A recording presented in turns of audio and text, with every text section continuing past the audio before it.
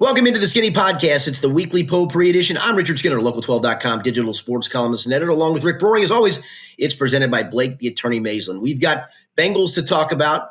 We've got a Bengals road trip to Milwaukee and Green Bay to talk about.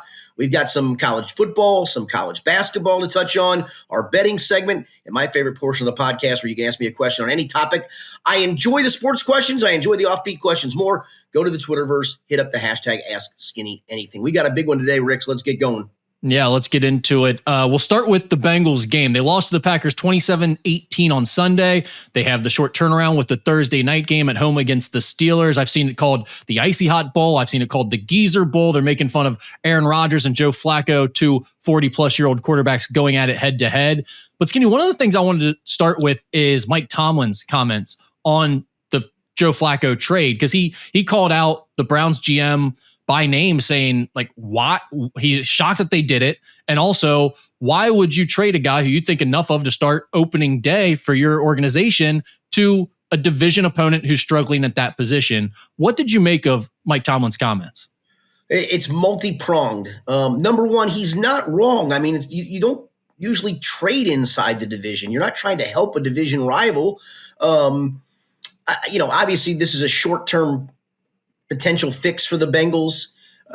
So I get that part of it. The Browns, I think, know their season is over anyway, so get whatever capital you can get. And they swapped a 6th-round pick for a 5th-round pick next year. So they move up a round in the draft. And I think that's what they're looking at is building for the future. Obviously, they're starting rookie Dillon Gabriel at the moment at quarterback. The other part, though, if I'm a Bengals fan, I kind of like these comments because it would make me think, Mike Tomlin's a little bit afraid of Joe Flacco. He's afraid that Joe Flacco is going to help the Bengals. And the Bengals are the closest team chasing them. So that's why he's mad about this. I thought it was multifaceted. I did a story at Local12.com. And the numbers for Mike Tomlin on Thursday night road games aren't good. He's 2-8 on the road in Thursday night games. He's 0-6 in the division on Thursday night games. So would he rather face Jake Browning, who was struggling, or veteran Joe Flacco, who's got some skin in the game? Yeah, I wanted to ask you about this last week, but we got talking about different things. We kind of spun off in different directions. I didn't get back to it. But why do you think the Browns were so willing to trade Joe Flacco to the Bengals? Do you think it was simply a situation where we're not going to be competitive this year, so it doesn't matter to us? Yes. No, absolutely. And listen, if Joe Flacco was 28 years old in his 7th season, still had enormous upside for years to come, I don't think you do this. I think they understand it's a short-term solution. Now, I would tell you this, if all things work out for Joe Flacco and the Bengals this year, and he still shows he has some juice in the tank, I think he's your backup next year to Joe Burrow. And so maybe you did help the Bengals into next season. So I think at least on the surface, it's like, let's get something for a guy we're not going to play anymore anyway. We're all in on the kids, and let's just play those guys. That way we don't have to worry about the controversy of why is Shador starting and not Joe Flacco.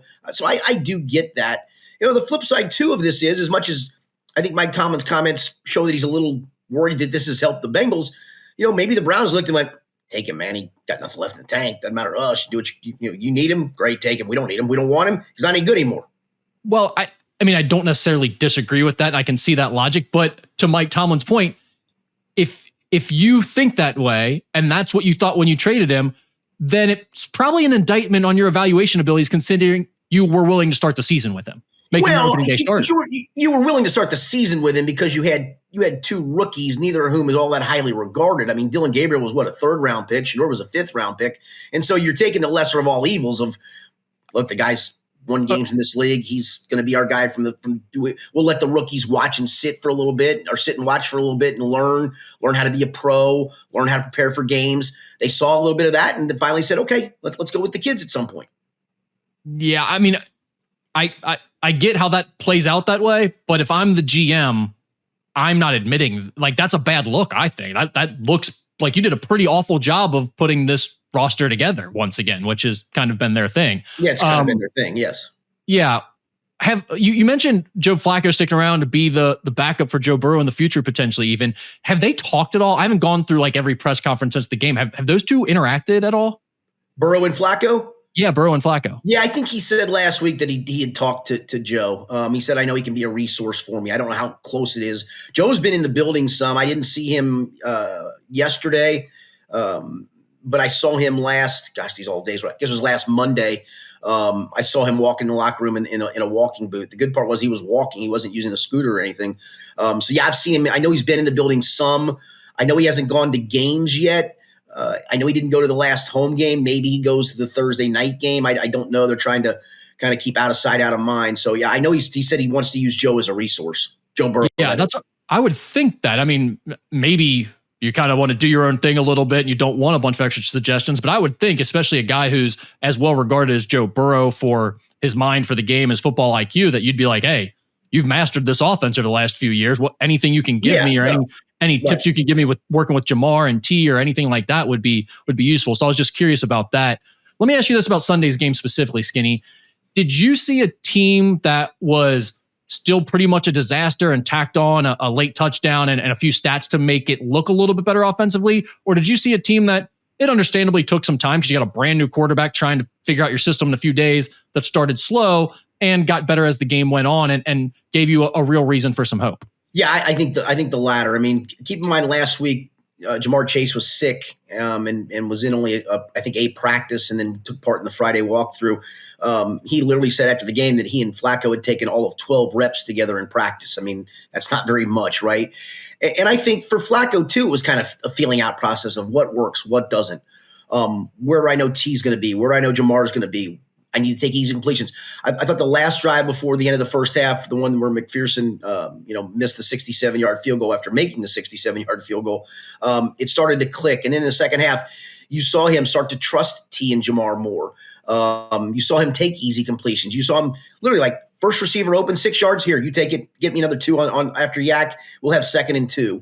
And Jamar had 8 of his 10 catches in the second half. T had 5 of his 6 catches or 4 of his 5. I can't remember what it was, but basically it was like, okay, I know what these guys can do. He even talked about, he knows how good these guys are. I mean, he's not stupid. He's seen them before. He knows of them. But he talked about walking the sideline at one point and telling Jake Browning, like, these guys just plucked the ball out of the air. Like he said, I threw a pass to T, and he made a catch, and then instead of sliding to the ground and catching it with his body, he caught it with his hands and got extra yards. And Jamar just one time he goes, I threw a bad ball. It wasn't even a very good spiral. And he just plucked it out of the air. And I think that's where you go, okay, I think you got to see it. You know what these guys are. You know how good these guys are. It still was another thing to trust. Like, I think in Cleveland, he had receivers that you're a quarterback who's been in the league a long time. You know where to throw passes landmark-wise. Like, if it's a 15-yard dig, you know exactly where it's supposed to go. If it's a back shoulder, you know exactly where it's supposed to go. Well, in Cleveland, he's got Jerry Jeudy and Cedric Tillman, and those guys just kind of don't hit landmarks a lot of times, and they make you look bad because of that, or balls ricochet off their hands.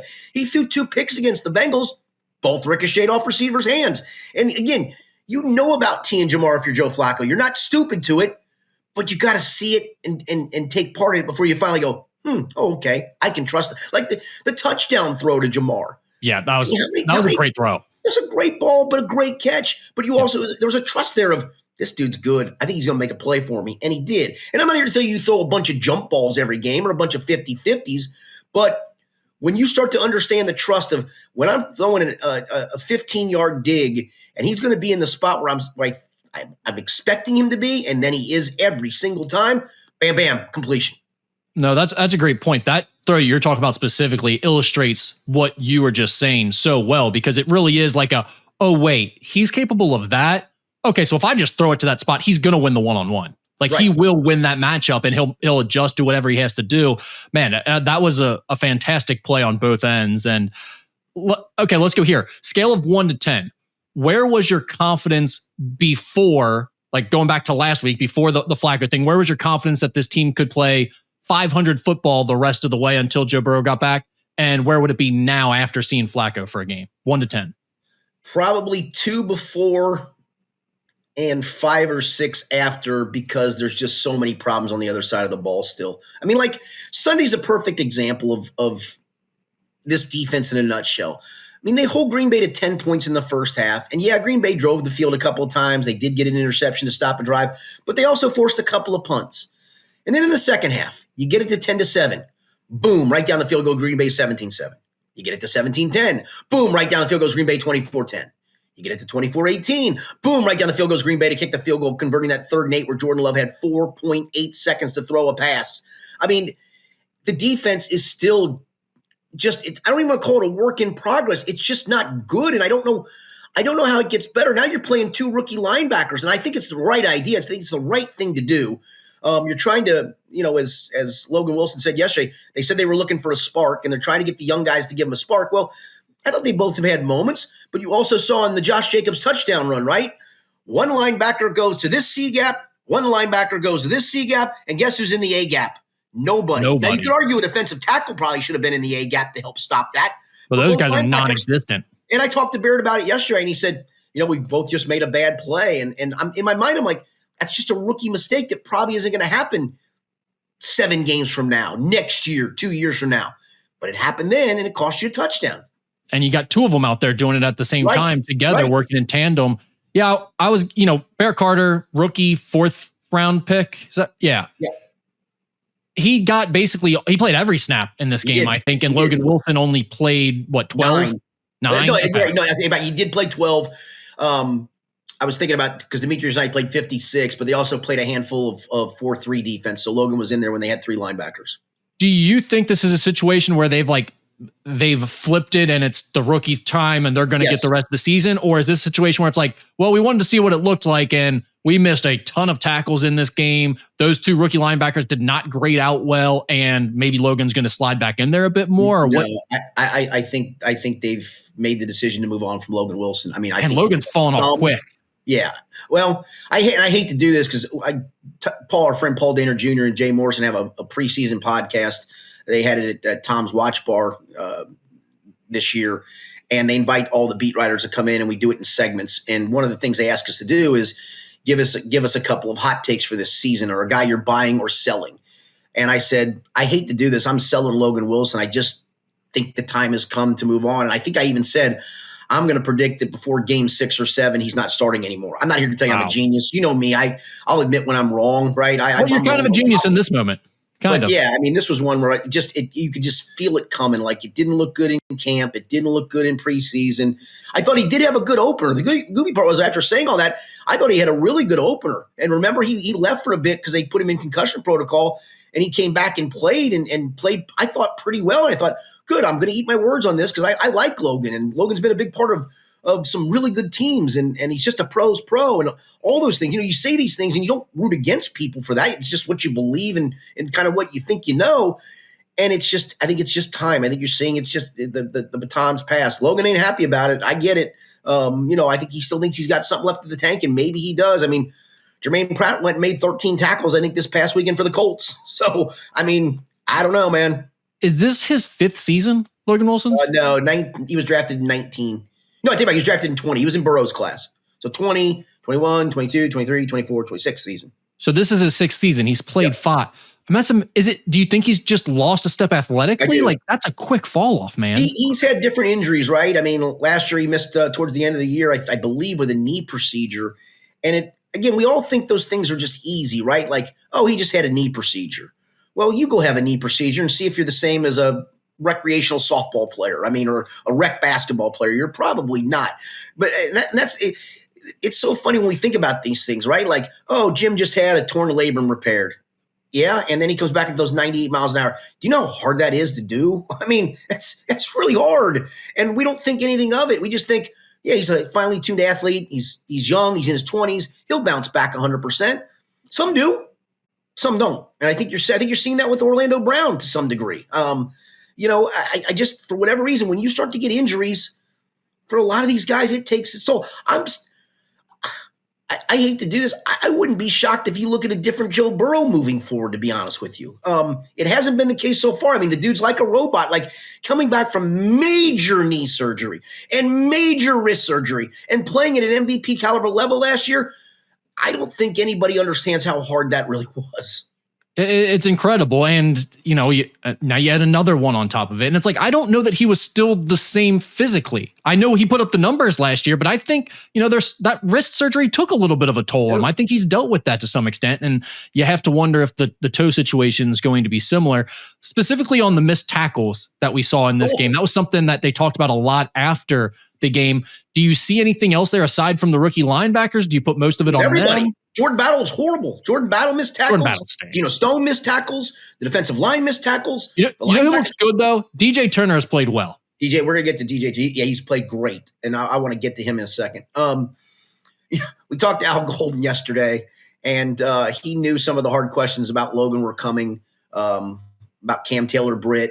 And he's very, I like Al. I think he speaks as honestly as he can speak. And Kelsey Conway literally said, because one of us was going to ask this question of, and he's told us before the number. She said, do you have a number of missed tackles you can tell us? And he had his head down. And he just looked at it. He goes, it was a lot. It's like, yeah, I'm not, you guys saw it. I think he even said, you guys saw it. Sure. And when you had a coach going, it was a lot, it was probably a number he doesn't want to put out there. Yeah. All right. What do you have on DJ Turner? What do you want to get to there? Well, so I don't want to jump to this conclusion, but that performance was just off the charts. I mean, 5 passes defensed.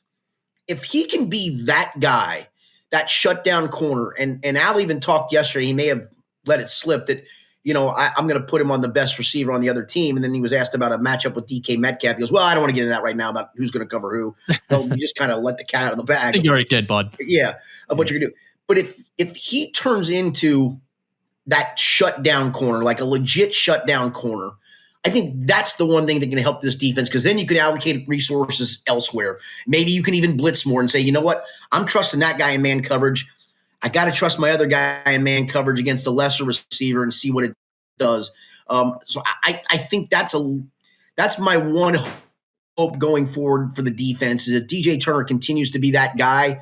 It allows Al Golden then to do some other things to mask all the other problems on the defense. Yeah, there's not much to be excited about right now from a defensive perspective, but DJ Turner has me a little bit excited. It's like, oh, he might be a dude. And, Shamar Stewart's coming back. So hopefully he'll shine again, because that defensive line, that pass rush needs some real help. So you could get those two guys going. Maybe it is the spark they're quote unquote looking for. And I'll be honest, I think Joseph Osai's been solid. He's kind of been Sam Hubbard-ish solid. The problem is you get no push in the middle.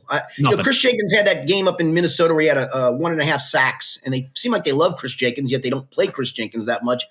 But BJ Hill gives you nothing at the moment, in my opinion. TJ Slayton gives you very little at the moment. I mean, you get nothing in the interior. They feel completely non-existent. There's no push. The runs, there's holes right up the middle. And like in terms of the run game, they don't collapse anything. They don't shrink holes. They don't fill. It's just like whatever you want to do kind of in that middle of the Bengals defense, you can do. Yeah, that's right. One Ask Skinny Anything question that we had that I'm going to bring up now because it's so specific to what we're talking about goes back to the offensive side. This guy asked, I agree with past analysis that Bengals have tried to fix the offensive line, but it clearly hasn't worked. Why do you think they are so bad at offensive line development / identification when other teams get high-level starters from mid-round picks and Bengals can't get that with top picks and free agents? That is a good question. I'll give you an answer here in a second. I will tell you this. Across the league, the offensive line play is just not very good. I mean, my God, Justin Fields we listened to the game driving up from Milwaukee to Green Bay, that London game, the Denver game. I watched the first half before we left, and so at the end, Justin Fields gets sacked for the 10th time. Can you imagine the beating of the drums in this marketplace if a quarterback got sacked 10 times? And I all of a sudden I started doing the math, and I literally blurted out in the car. I went, God, they're going to finish with negative 10 yards passing, because sack yardage in the NFL counts as passing yardage. Can you think? Negative 10 yards passing in the National freaking Football League. No, it's insane. It is, and obviously your offensive line stinks if you're getting sacked 10 times, but I also like Justin Fields. I've watched him play a little bit, and I imagine some of those are probably on him if I had to guess. Sure, as well. I don't disagree with that, but I'm just saying, I think offensive line play across the league. But back to the guy's question.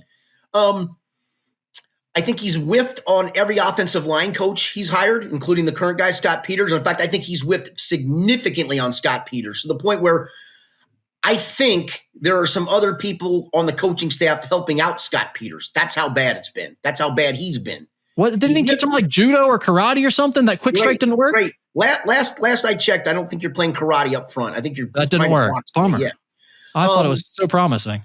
Yeah, I think the other part to it is they have misevaluated in drafts. Like Jackson Carman should be a starter right now if he's a second round pick, right? And he didn't do anything for you other than have 2 good playoff games, which God love him, he did have 2 good playoff games in 2022.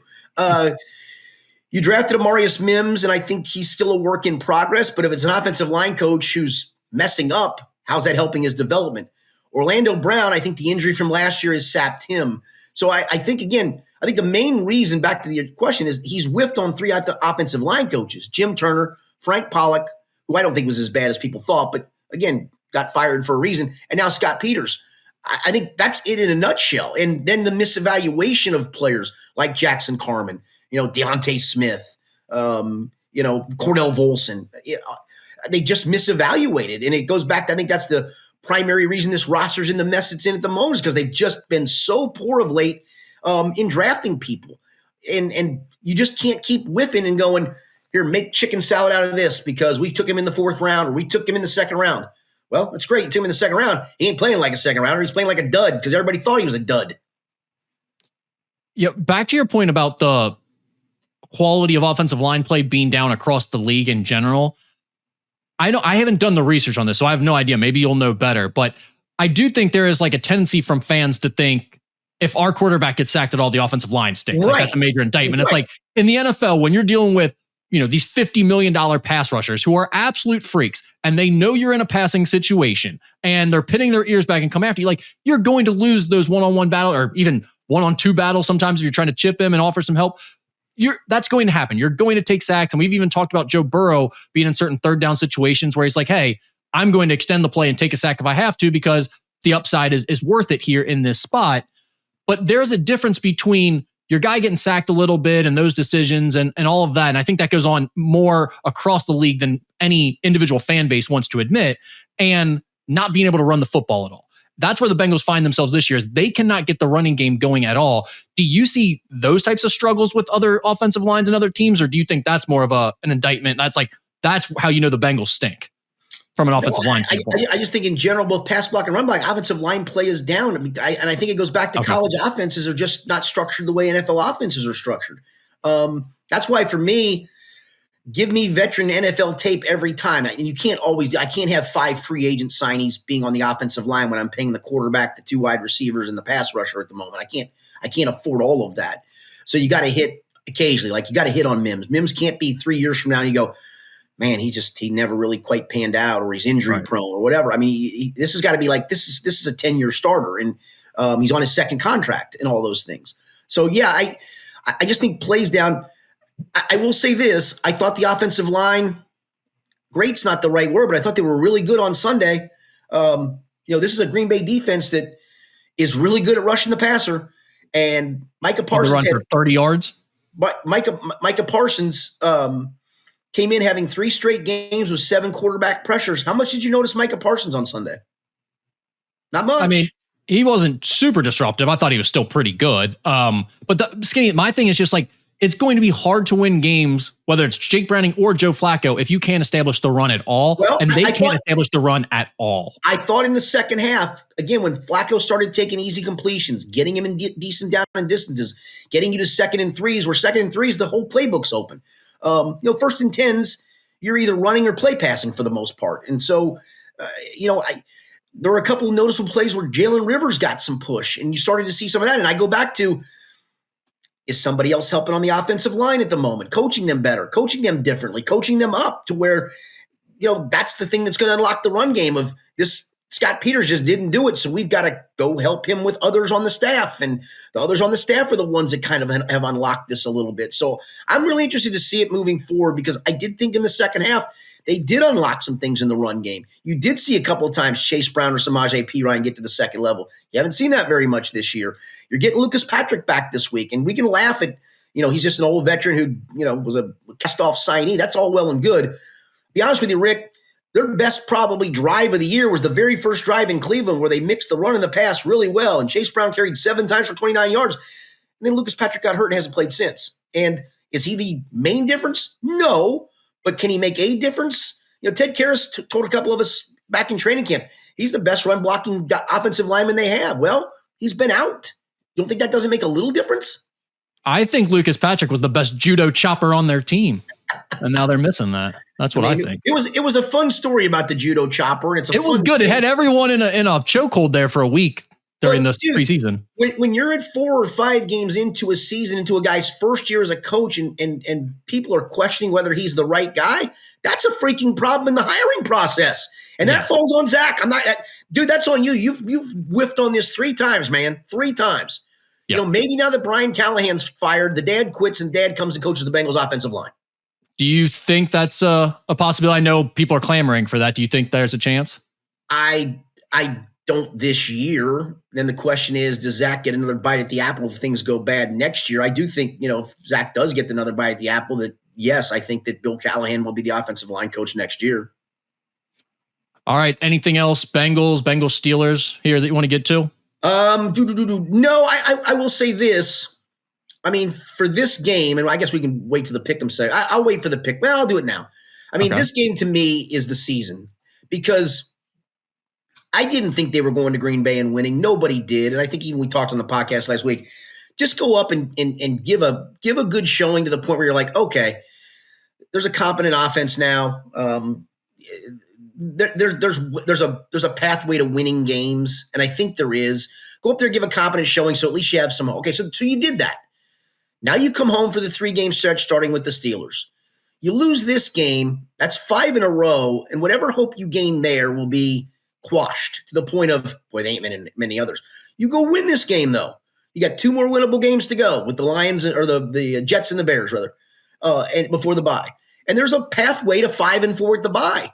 You're 5-4 at the bye with 3 straight wins, then okay, you've really got a chance and you really kind of have righted your season to a point where now you're in the playoff mix. You lose this one to me, you're done. It's hard to imagine them winning 3 straight games.